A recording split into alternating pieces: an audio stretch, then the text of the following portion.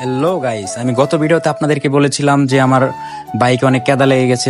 সখীপুর থেকে যে ঘাটেল যাওয়ার রাস্তাটা অনেক ভাঙ্গা ছিল এবং রাস্তার মাঝখানে অনেক কেদা ছিল, এই জন্য বাইকে অনেক কেদা হয়ে গেছে। তো আমি বাইক ওয়াশ করার জন্য বাসা থেকে বের হয়ে পড়লাম। তো আমি এখন যাব পিসের মাথার ওইদিকে, ওইখান থেকে বাইকটা ওয়াশ করে নেবো গাইস।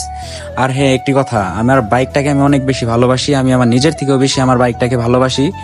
তো এই জন্য বাইকটা আমি কখনো অপরিষ্কার রাখি না। বাইকটাতে ধুলাবালি বা কোনো কাদা লাগলে আমার মনে হয় যে ওই ময়লাগুলো আমার নিজের শরীরে লাগছে, এই জন্য আমি সবসময় বাইকটাকে পরিষ্কার পরিচ্ছন্ন রাখি।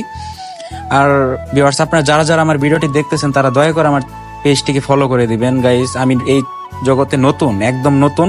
তো আপনারা সবাই আমাকে ফলো করে দিবেন। আশা করি ভিডিওটি শেয়ার করবেন এবং ভিডিওটি লাইক করবেন।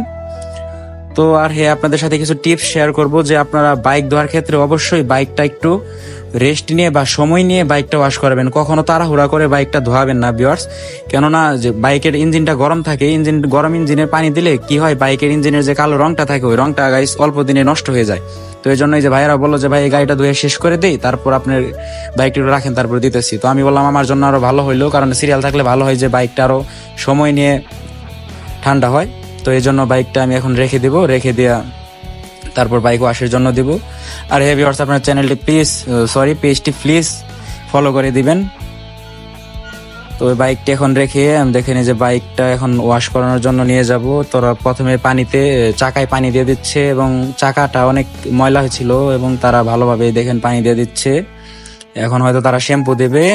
তো ভিউয়ার্স, অনেকে মনে করতে পারেন যে এটা ফোম ওয়াশ না, এটা ফোম ওয়াশ না, তারা আসলে এটা শ্যাম্পু দেয়। এখানে একটা সিলিন্ডার আছে ছোট, ওইটা থেকে ওই শ্যাম্পু দিয়ে তারা এটা দিয়ে দিচ্ছে।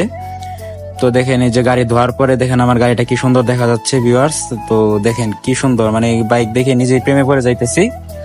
তো ভিউয়ার্স, আজকের ভিডিও এই পর্যন্ত ছিল।